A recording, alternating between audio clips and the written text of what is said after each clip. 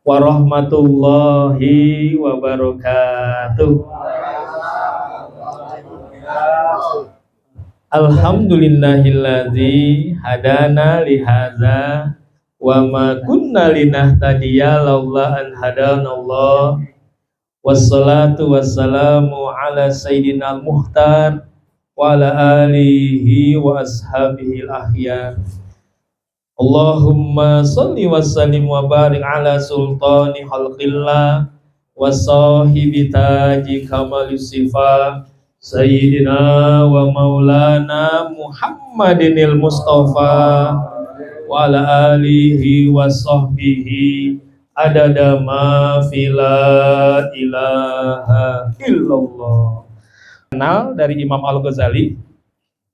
Beliau mengatakan ya di dalam kitab Ihya Ulumuddin, beliau mengatakan mangkana yaumuhu khairan min amsihi fahuwa rabihun. Wa mangkana yaumuhu misla amsihi fahuwa maqbunun. Wa mangkana yaumuhu syarron min amsihi fahuwa mal'unun.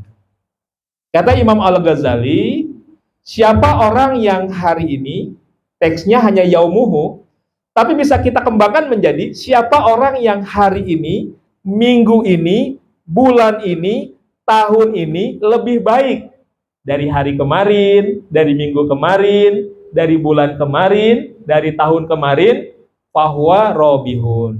Maka dia orang yang beruntung. Siapa orang yang hari ini, minggu ini, bulan ini, tahun ini misla amsihi, semisal atau sama dengan hari kemarin, dengan minggu kemarin, dengan bulan kemarin, dengan tahun kemarin, bahwa makbunun, maka dia adalah orang yang tertipu. Tapi kalau saya sering dengar para mubalik, para penceramah lebih sering menggunakan teks bahwa khosirun, dia orang yang merugi. Berarti makna makbunun dalam kitab Ihya Ulumuddin itu maknanya sama dengan khosirun, dengan merugi. Tertipu sama dengan merugi. Lalu kemudian siapa orang yang hari ini, minggu ini, bulan ini, tahun ini bahkan lebih jelek dari hari kemarin, dari minggu kemarin, dari bulan kemarin, dari tahun kemarin, fahuwa mal'unun, maka dia adalah orang yang terlaknat. Masya Allah. Kalau para mubalik, saya lebih sering mendengarnya fahuwa halikun, maka mereka orang yang binasa. Maka makna terlaknat sama dengan binasa. Masya Allah, nauzubillah. Ya. Ini makalah ini menyebabkan kita harus terus muhasabah nih. Karena dengarnya serem juga. Jangankan lebih jelek, sama saja sudah tertipu, sudah merugi, apalagi lebih jelek. Masya Allah. Ya. Dan luar biasanya makalah ini sudah diterapkan oleh orang-orang Jepang. Ya, kita kalau ke pabrik-pabrik Jepang, nanti kan ada kawasan industri ini di Pulau Gadung, kawasan industri Cibitung, Cikarang, ya. Kalau masuk ke pabrik Jepang itu suka ada slogan-slogan. Di antara slogan yang tertulis itu kadang ada tulisan Kaizen. Pernah baca nggak Kaizen? Nah, Kaizen. Apa arti Kaizen? Continual improvement bahasa Inggrisnya, yaitu perbaikan yang dilakukan terus menerus. Masya Allah. Orang Jepang gak ngaji kitab Ihya, tapi dia nerapin konsep ini, melakukan perbaikan yang dilakukan terus menerus, walaupun dalam urusan dunia, urusan industri. Tapi kan maknanya sama. Ya. Maka sebenarnya yang wajib melakukan perbaikan itu kita umat Islam.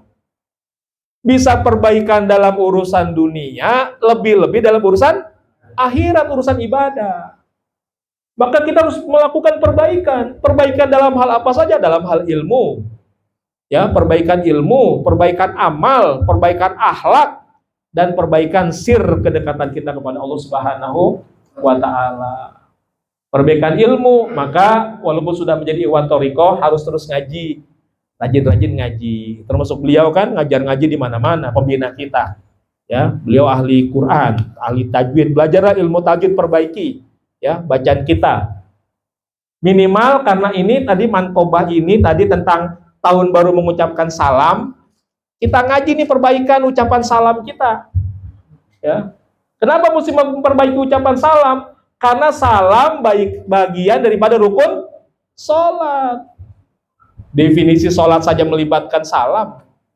Ya, karena definisinya dalam Fathul Mu'in itu as-sholatu hiya syar'an aqwalun wa af'alun mahsusatun muftatahatun bitakbir wa muhtatamatun bitaslim. Ya. Yang disebut sholat itu serangkaian ucapan perbuatan tertentu. Ada tertentunya, karena tidak setiap ucapan dan perbuatan termasuk sholat. Jadi sholat itu serangkaian ucapan perbuatan tertentu. Diawali dengan takbir, diakhiri dengan salam. Maka kita harus memperbaiki ucapan salam kita. Ketika mengucapkan salam itu, yang dibaca mat panjang kita baca mat, yang tidak ada matnya jangan dibaca mat. Karena ada nih orang yang suka datang ke rumah kita, kalau ngucapin salam itu yang tidak ada matnya sama dia dibaca mat, dibaca panjang. Pernah dengar nggak? Datang ke rumah kita, tiba-tiba ada orang datang, Assalamualaikum. Siapa yang suka ngucapin salam begini? Tukang minta. Maksudnya biar melas. Kan jadi melas tuh. Assalamualaikum. Kumnya ada matnya nggak? Nggak ada. Tapi kalau dibaca Assalamualaikum kan kurang melas ya. Nah, ini bacanya berarti nggak benar. Jadi kalau baca benar Assalamualaikum warahmatullahi wabarakatuh. Nah, jadi kum itu tidak ada matnya. Yang dibaca panjang, yang pendek dibaca pendek ya. Bagaimana menjawabnya kalau ada yang mengucapkan salam seperti itu? Bagaimana Bapak Ibu jawabnya? Bagaimana jawabnya? Waalaikumsalam warahmatullahi wabarakatuh. Pakai waalaikumsalam. Karena awalnya salamnya pakai alif lam, assalam. Jadi jawabnya harus waalaikum assalam sebenarnya. Jadi waalaikumsalam. Kalau dibacanya waalaikumsalam, tulisannya menjadi waalaikumsalamun. Ya. Agar dibaca benar waalaikumsalam. Waalaikum assalam kan begitu. Karena awalnya pakai assalamu, bukan cuma salamun alaikum. Kalau salamun alaikum jawabannya waalaikumsalam. Tapi kalau assalamu alaikum jawabnya waalaikumsalam. Nah, itu mesti benar. Ya. Jadi walaupun sederhana, itu bisa jadi perbaikan ilmu. Oh iya, ilmu nih. Oh, ya? Marifat. Karena marifat, jawabnya juga marifat. Begitu. Waalaikumsalam. Kan sepele ya, sholat sepele enggak? Tapi beda nilainya. Begitu. Jadi yang benar jawabnya waalaikumsalam warahmatullahi wabarakatuh. Nah, kemudian kalau orang jawabnya baca salamnya lengkap, nggak boleh kita udah assalamualaikum warahmatullahi wabarakatuh, jawabnya lebih pendek cuma waalaikumsalam, harus lengkap juga. Jadi jawaban itu harus setara atau lebih baik. Gitu. Apalagi kalau jawabnya sembarangan, kumsalam. Tapi biasanya kalau jawab kumsalam karena yang kasih salamnya juga sembarangan. Assalamualaikum. Karena dia assalamualaikum jawabannya kumsalam. Makanya kalau kasih salam jangan sembarangan. Biasanya gitu deh. Assalamualaikum, jawabannya kumsalam. Ngasih salamnya lengkap, benar, jawabnya juga benar. Nah, ini kesannya sepele ya. Karena kita sedang membahas tadi salam. Manqobah itu bisa dalam penjelasan tasawuf, bisa juga dalam penjelasan fikih. Ini kan penjelasan dalam bidang fikih. Jadi tidak melulu manqobah itu bisa kita bahas secara ranah tasawuf saja. Ya, walaupun ini ilmunya tasawuf, tapi tidak meninggalkan fikih. Nah, begitu ya. Jadi itu peningkatan ilmu, minimal nih ilmu tentang salam nih. Jadi lebih paham nih hari ini nih. Oh iya harus begitu ya. Nah, kemudian salam juga termasuk ada salam yang terbaik. Apa salam yang terbaik? Salam terbaik itu kalau kita ingin baca sholawat Nabi, kita harus pakai salam juga dulu kepada Nabi. Misalnya kita ingin mengamalkan membaca sholawat Bani Hashim nih. Ya. Salawat Bani Hasyim kalau disenandungkan seperti tadi, kalau kita mendengar senandungnya ya, maka dibacanya taslima itu ada matnya panjang. Tapi kalau kita wiridkan, dibacanya tasliman. Karena memang itu ijazahnya dari Syekhuna Holil Bangkalan kepada Abah Sepuh. Ketika mengijazahkan itu, lafadznya Allahumma sholli ala nabiyil hasyimiyyi Muhammadi wa ala alihi wasalim tasliman. Tapi bacanya pendek, nggak boleh panjang, nggak boleh tasliman, nggak boleh. Karena dia man itu dibacanya begitu. Tapi kalau dibacanya diwakafkan menjadi mat iwad, baru taslima. Nah, kalau disenandungkan dibacanya taslima, boleh panjang. Tapi kalau diwiridkan dibaca cepat, ya kita bacanya taslima. Nah, misalnya kita ingin mewiridkan nih Bani Hasyim, karena Pangeran Abah pernah memberikan ijazah kepada Kiai Arif Ihwani, kepada Kiai Atus Ludin Mubarak dari Bandung, ya, tentang fadilah mengamalkan salawat Bani Hasyim. Dan kemudian juga kami mendengar para ulama aulia kalau menyatakan kalau ingin bersalawat kepada Nabi, kita salam dulu kepada Nabi dengan salam yang kita gunakan ketika tahiyat akhir. Karena itu salam yang Allah sampaikan kepada Nabi secara langsung. Jadi kalau mau wiridkan salawat, salawat apa saja, baik Bani Hasyim maupun yang lain, ya. Setelah kita baca Hadrorat Fatihahnya, khusus Bani Hasyim, Hadrorat Fatihahnya, kalau ingin kita amalkan, Fatihahnya kepada Syekhuna Holil Bangkalan. Karena ini ijazah dari Syekhuna Holil Bangkalan. Jadi ila hadratin Nabi, wa ila hadrati Sultan Aulia Syekh Abdul Qadir, wa ila hadrati ya Syekhuna Holil Bangkalan, lalu Syekh Abdullah Mubarak, Abah Sepuh, Pangeran Abah. Baru baca Al-Fatihah. Lalu kemudian kita baca tadi salam terbaik yang saya katakan. Karena apa? Allah yang mengucapkan buat Nabi Muhammad, Assalamu alaika ayyuhan nabiyyu warahmatullahi wabarakatuh. Baru bacalah salawat Bani Hasyim. Kalau mau mengamalkan setiap malam ba'da sebelum tidur 1650 kali. Lebih banyak lebih bagus. Karena dulu ajangan Atus Uludin Mubarak mengamalkan ini ketika datang kepada Abah, ya, tahun 2004. Beliau bilang, "Bah, pengen berangkat haji, Bah, tapi nggak punya uangnya, Bah." Maka kata Abah mengatakan, "Wa in kunta fi amrin wa dikta bihamlihi fa asbahta fi usrin wa amsaita fil haraj fasolli alal muhtari min ali hasyimi katsiran fa innallaha ya'tika bil faraj."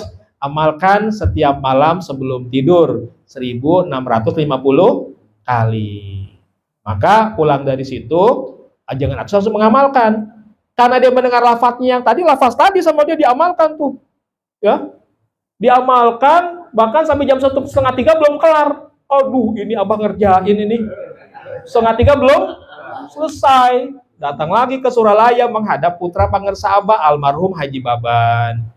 Pak Haji, saya kan minta amalan supaya bisa pergi haji. Sama Abah dikasih ini. Gitu. Tapi kok sampai jam 2:30 belum selesai. Coba terjemahin, kata Haji Baban. Di depan Haji Baban, diterjemahin, coba baca teksnya. Lalu kalau ajangan Atus kan kiai, dibaca. Wa in kunta fi amrin. Jika kamu di dalam sebuah masalah, ya, wadikta bihamlihi, terasa berat engkau menanggungnya. Fasbahta fi usrin, pagi-pagi dalam kesulitan. Wa amsaita fil haraj, sore-sore dalam kesempitan. Jadi pagi-pagi kesulitan, sore-sore kesempitan. Dunia. Maka katanya wa amsaita fil haraj fasolli alal muhtari min ali hasyimi kasiron. Maka bacalah salawat kepada al-muhtar, nabi yang terpilih dari Bani Hasyim sebanyak-banyaknya. Fa innallaha ya'tika bil faraj. Maka Allah akan memberikanmu jalan keluar. Jadi yang diamalkan apa? Oh iya, salawat Bani Hasyim. Jadi karena yang nanya kiai, Abah ngasih dalil. Karena yang nanya kiai. Beda sama saya dulu tahun 2000 itu enggak, karena bukan kiai, bocah ya. Saya baru anak-anak kuliahan, hanya sama Abah. Bah, salawat apa Bah yang paling utama di sisi Allah? Itu kalau nggak salah tahun 2009 atau 2001 lah sekitar tahun itu. Saya masih sempat matur sama Abah. Habis saya baca buku fadilah-fadilah salawat yang begitu banyak, ada salawat Kamaliyah yang sekali baca 10.000 salawat yang lain, ada salawat Sa'adah yang sekali baca 600.000 salawat yang lain, ada salawat Mujiat, yaitu sholatan tuji nabiha yang dikatakan Kanzul Ars, ya, perbendaharanya Aras. Ada salawat Nariyah yang dianggap sebagai salawat yang paling cepat mengabulkan hajat, begitu. Jadi saya merasa, apa nih yang harus saya dawamkan? Maka saya nanya sama Abah, Bah, salawat apa Bah yang paling utama di sisi Allah? Dan Abah jawab. Dan Abah jawabnya itu bukan nyebut nama salawatnya, langsung lafaznya. Allahumma sholli ala nabiyil hashimi Muhammadi wa alihi wasallim taslima. Dan Abah ulang 3 kali, Masya Allah. Jadi saya mendapatkan teks salawat Bani Hasyim langsung dari lisan pangersa Abah. Yang nanya bukan kiai nih, maka dikasih teksnya. Dan Abah nggak cukup nyebut salawat Bani Hasyim, enggak, disebut lafaznya. Nah begitu. Nah kita kembali tadi ke Ajangan Atus, karena dia kiai kan, maka dikasih dalil, maka diamalkan tuh salawat Bani Hasyim 1650 kali sebelum tidur. Itu tahun 2004 mintanya. 2009, 5 tahun berarti. Ada yang ngeberangkatin haji tahun 2000, setelah 5 tahun ngamalin. Pulang haji tahun itu, kemudian ada lagi ngeberangkatin umroh sampai 4 kali. Jadi tahun itu berangkat hajinya sekali, umrohnya 4 kali. Tahun berikutnya ada lagi yang ngeberangkatin haji, ya, dan juga umroh 4 kali. Jadi bayangin, hajinya 2 kali, umrohnya 8. Karena ngamalinnya setiap malam berat. Kalau saya berangkat hajinya sama juga, ada yang ngeberangkatin, tapi modalnya cuma isrok. Isrok mah cuma 5 menit. Tadi Bani Hasyim sejam lebih itu. Ya, saya juga ada yang ngeberangkatin. Haji Handri juga ada yang haji Handri dengan saya sama kendaraannya mengamalkan sholat sunnah isrok. Karena isrok itu kalau kita dawamkan, ya Bapak mengedawamkan ya, man sholal godata fi jama'atin. Siapa yang sholat godah, sholat subuh berjamaah. Ya, kemudian summa qa'ada yaskurullaha hatta tatlu asyamsu. Kemudian duduk berzikir kepada Allah sampai terbit matahari. Summa sholat rok'ataini, kemudian sholat 2 rakaat. Fakanat lahu ka'ajri hajjatin wa umrotin tamatin. Maka baginya pahala haji dan umroh sempurna. Maka bagi yang mendawamkan amalan isrok ini, kalau istiqomah tapi syaratnya, ya, maka di dalam dirinya ada predikat haji secara hakikat. Karena istiqomah itu berat nggak? Berat. Orang yang pulang haji otomatis menjadi istiqomah nggak? Belum tentu kan? Maka orang yang bahkan sebelum berangkat saja sudah istiqomah, dan ini memang amalan yang pahalanya haji dan umroh, di dalam dirinya ada nilai haji secara hakikat. Maka tinggal kesempatan menjadi haji secara syariat berangkat ke tanah suci. Begitu. Tapi kalau pengen lebih ceplong lagi tadi, yang amalan Ajangan Atus tuh. Maka tapi ini terbukti. Saya mengamalkan sholat sunnah isrok saja, sama diberangkatkan. Nggak pakai uang sendiri. Ada yang berangkatin. Haji Handri juga begitu. Haji Handri ngajar pengajian di Rawamangun, ditanya sama ada salah satu jamaah ibu-ibu yang dia di sana, dia ngisi pengajian, Pak Ustadz, udah pernah berangkat haji belum? Belum, Bu. Mau nggak kalau saya berangkatin? Masya Allah. Ya. Jadi saya tanya, ngamal apa? Enggak, isrok doang. Oh, berarti sama. Karena hanya mengamalkan isrok saja. Begitu. Dan memang kita tidak niat itu, memang tujuannya isrok, bimbingan guru. Tiba-tiba dikasih bonus. Tapi kalau Ajangan Atus kan memang minta sama Abah, Bah, ya, pengen pergi haji. Karena ngomong langsung, maka Abah memberikan salawat Bani Hasyim. Silakan kalau mau ikut mengamalkan, ya. Karena ini dari pangersa Abah. Saya hanya menyampaikan riwayatnya. Ijazah Bani Hasyim, ijazah pangersa Abah. Semua orang yang talqin zikir berhak mengamalkan Bani Hasyim. Silakan, ya. Tinggal mau atau enggak. Nah, itulah yang perbaikan ilmu, perbaikan amal. Anggaplah kita perbaikan amal nih, tambahin amalnya. Menambahkan amal, ya perbaikan bisa secara kuantitas, secara jumlah. Makanya tadi saya sengaja tuh zikir isanya saya lebihin, saya 2 kali lipatin, ya. Biar yang sering mentok di 165, biar ngalamin lebihan dikit lah. Ada juga kan orang zikir ditungguin nih, dijagain tuh. Pasti sayyiduna gitu ya. Sekali-kali dilebihin. Tadi sekali 2 kali lipat, 2 putaran, ya. Bahkan kalau di rumah silakan mau dikali 3 kali lipat, ya 5 kali lipat, 6 kali lipat kan jadi 1000 tuh. Ya, 6 kali lipat itu kan 1000 lebih kan, ya. Kalau sendiri silakan. Oh tadi mohon maaf kalau dianggap kelamaan kebanyakan ya. Karena saya sekali-kali kita lebihkan. Karena kalau cuma 165 kata Abah baru nasinya saja sama air. Nambahin dikit lumayan deterinya 3 nancep gitu ya. Nah, kali siapa tahu kalau dikali lipat udah ada dagingnya gitu ya. Ada ayamnya gitu. Ya, nah besok pagi nih ya. Ada ayamnya tuh macam-macam tuh 1000 ya. Nah, kalau besok bikinnya 1000 Masya Allah. Memang harus begitu. Harus dilatih. Jadi perbaikan itu bisa dari sisi kuantitas, jumlah, atau dari sisi kualitas. Ya, zikirnya walaupun tidak banyak tapi masuk nih. Saat mengucapkan la ilaha illallah, maka zikir hofinya hadir. Itu dari kualitas kita perbaiki. Jadi latihan tuh begitu. Bisa dari memperbanyak jumlah, ya, bisa dari meningkatkan kualitas nih penghayatan rasanya begitu, ditingkatkan ya. Jadi masukkan hofinya, luruskan niatnya. Niatnya harus ilahi, anta maksudi waridoka matlubi atini mahabbataka wa ma'rifatak. Seandainya tadi pengen mengamalkan salawat Bani Hasyim karena tahu ya bisa buat ini jadi barokah untuk sarana haji, tapi ketika mengamalkannya dilatihkan jangan terbayang dengan obsesi. Saya pengen mengamalkan tadi Bani Hasyim nih. Ya sebab tetap mengamalkannya harus lillahi ta'ala. Tadi informasi sekedar tahu aja, tapi jangan jadi nanti kalau obsesi itu nuntut, belum juga nih. Udah 5 tahun aja kan jadi kok saya belum juga. Jadi begitu nanti. Ya. Amalkan aja. Tadi udah tahu sekedar tahu, tapi dibikin lillahi. Oh, nanti lebih dahsyat lagi. Wallahu alam. Nggak tahu nanti apa yang Allah berikan. Tapi jangan nuntut. Oh, belum juga ya? Jangan. 5 tahun belum juga gitu. Jangan juga, ya.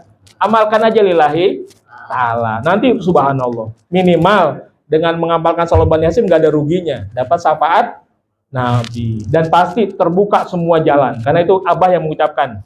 Fa innallaha ya'tika bil faraj. Yang nggak pergi haji, Allah kasih yang lain kan bisa aja. Ya. Yang jelas itu fa innallaha ya'tika bil faraj. Allah berikan jalan keluar. Punya masalah apapun, amalkan Bani Hasyim. Tapi setelah mengamalkannya dibikin lillahi ta'ala. Jangan nanti nuntut, ya Allah kok enggak juga ya? Enggak, jangan. Ya. Nah, ini nanti jadi hijab. Ya. Jadi amalkan sebaik-baiknya. Ini namanya kita perbaikan amal. Nanti juga perbaikan akhlak kita ya, yang bapak-bapak ini sama istri masih galak nggak nih ya, masih pelit nggak nih ngasih belanja gitu ya. Nah, maka kita perbaikan, ya, perbaikan akhlak. Kalau yang masih galak sama anak sama istri ya, perbaiki. Harus ada bekasnya zikir itu, ada bekasnya. Kalaupun belum berubah nih, masih marah juga, minimal nyesel. Mungkin dulu kita kalau marah orang lain takut, kita bangga, merasa berkuasa. Kalau sekarang marah, masih marah juga gitu. Ada rasa nyeselnya. Makanya orang kalau datang ke Abah, saya masih begini, saya bager. Sholat masih belang bentong, saya bager. Masih maksiat, saya bager. Abah nggak pernah orang datang diomelin, nggak. Masih tua bangka nggak taubat juga, nggak pernah. Ya. Semua yang ngadu sama Abah bilang apa? Saya bager, kata Abah. Kenapa? Karena sudah merasa salah. Merasa salah bagus nggak? Bagus. Menyadari itu salah itu bagus. Itu kemajuan, ya. Minimal kita zikir. Kalau belum bisa ada perubahan akhlaknya, minimal ada rasa sesalnya kalau kita berbuat seperti itu. Untuk melatihnya, salah satunya juga di manakib ini. Manakib ini bukan hanya majelis amal, majelis ilmu, tapi majelis adab. Ini majelis riyadoh nih. Maka kalau manakib usahakan kita tahan diri kita. Jangan bercanda, jangan ngobrol, tawajuh saja. Karena Abah begitu. Abah yang mursyid saja, semenjak majelis doa sampai Bani Hasyim itu tawajuh. Dan Abah kalau tawajuh itu nggak bergerak, tawajuh saja. Ada yang tanya sama Abah, Bah, kenapa sampai sedemikian rupa, Bah? Abah jawab, malu hadir para masyayikh. Abah lihat, ada Abah Sepuh, ada Syekh Tolha, ada para masyayikh hadir di sini. Jadi masih juga penuh nih, para aulia. Ya, para arwahul muqaddasah, arwah-arwah suci. Kan kalau yang berjasad sedikit nih. Tapi yang wujudnya ruh, wah nggak kehitung, para arwahul muqaddasah. Maka Abah itu nggak berani mengangkat wajah.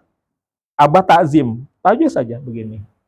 Nggak ganti-ganti kaki. Coba tadi kita berapa kali ganti kaki? Hah? Jadi kita dengan pangersa Abah, jangankan dibandingkan dengan amalnya, dengan geraknya. Kan amal gerak. Dengan diamnya saja kalah. Bener nggak?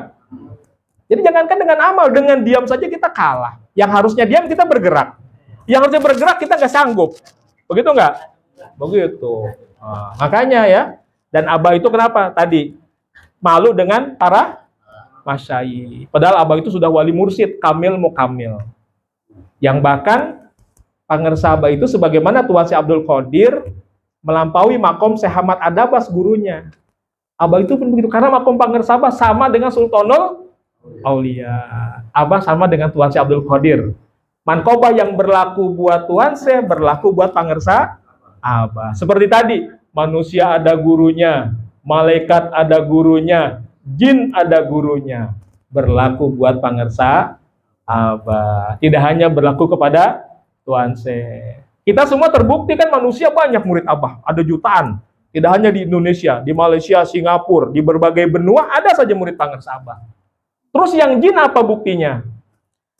Saya tahun 2000, saya ke masjid, ke pesantren Darul Falah Cianjur.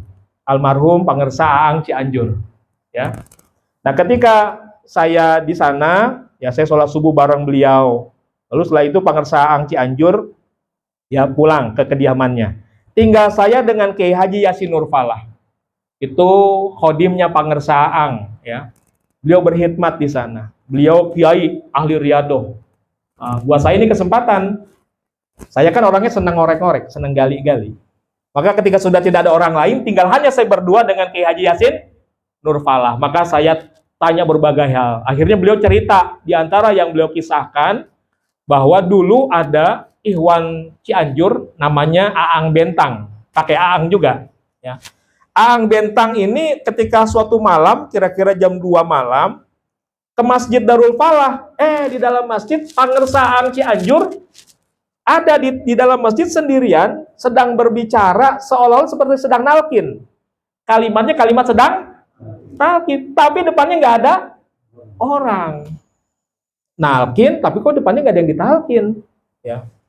Selesai pangersa Aang, ya selesai bicaranya, maka Aang Bentang masuk ke dalam masjid, ngasih salam. Lalu tanya, pangersa, tadi pangersa sepertinya sedang melakukan talqin zikir, nalkin siapa? Maka pangersa Aang jawab, oh tadi ada rombongan jin datang ke Suryalaya, ke pangersa Abah Anom, minta talqin zikir sama pangersa Abah. Kata Abah ke Aang Cianjur, ke Aang Cianjur. Berarti barusan pangersa Aang nalkin jin. Tapi cara jawabnya luar biasa, tidak menonjolkan dirinya. Hanya menyebut Abah. Coba kalau saya ditanya, nalkin siapa? Oh, saya nalkin jin barusan. Kalau saya ditanya pamer, barusan saya nalkin jin. Diri saya diperlihatkan. Tapi pangersa Aang lihat cara jawabnya. Oh, tadi rombongan jin ke Suryalaya, minta talqin sama pangersa Abah. Kata Abah ke Aang Cianjur, ke Aang Cianjur. Dan pangersa Abah bisa nggak langsung menalkin jinnya? Bisa. Abah berikan ke situ agar terjadi saksi. Oh, ada peristiwa terjadi seperti ini. Maka ada saksinya. Oh, Abah menalkin jin lewat pangersa Aang Cianjur. Berarti Abah bukan hanya guru manusia, juga guru jin. Masya Allah. Jadi jin juga yang mau belajar zikir boleh datang. Karena jin itu juga wajib ibadah nggak? Wajib. Wa ma khalaqtul jinna wal insa illa liya'budu. Tidak kuciptakan jin dan manusia kecuali untuk beribadah kepadaku. Termasuk dalam surat Ar-Rahman kan ada ayat yang diulang-ulang tuh. Sampai berapa kali? Berapa kali itu ayat yang diulang-ulang? Ya, 31 kali ya. Fabi ayyi ala rabbikuma tukadziban. Apa artinya? Ayo. Ya. Iya. Kan kalau kita baca di terjemahan, nikmat mana lagi nikmat Tuhanmu yang kamu dustakan. Tapi kalau kita ngebaca teks aslinya harus bunyinya, nikmat Tuhan kamu berdua mana lagi yang kamu berdua dustakan. Harusnya begitu. Karena kalimatnya fabi ayyi ala irobikuma. Robika kan kamu. Robikuma kamu berdua. Robikum kamu sekalian. Harusnya kalau kita baca teksnya, nikmat Tuhan kamu berdua mana lagi yang kamu berdua dustakan. Siapa berdua di situ? Manusia dan jin. Jadi bukan berdua suami istri, bukan. Jadi kalau terjemahan ngikutin teks tadi, seolah-olah bunyinya begini, nikmat Tuhan kamu berdua mana lagi yang kamu berdua dustakan, wahai manusia dan jin, begitu. Karena robikuma, begitu. Jadi para ulama mengatakan robikuma itu berduanya adalah manusia dan jin. Maka manusia dan jin itu wajib ibadah kepada Allah. Nah ini kembali, jadi Abah itu mankoba Tuhan saya berlaku buat pangersa Abah, ya. Maka kita tadi perbaikan perbaikan amalnya, perbaikan ilmu, perbaikan amal, perbaikan akhlak, dan perbaikan sir kedekatan kita kepada Allah. Termasuk sir juga, rasa juga. Dalam bertoriko ini kita harus latihan mengenolkan diri kita. Merasa bukan apa-apa, bukan siapa. Bertoriko bukan main tinggi-tinggian, tapi main rendahan. Ini saja kajian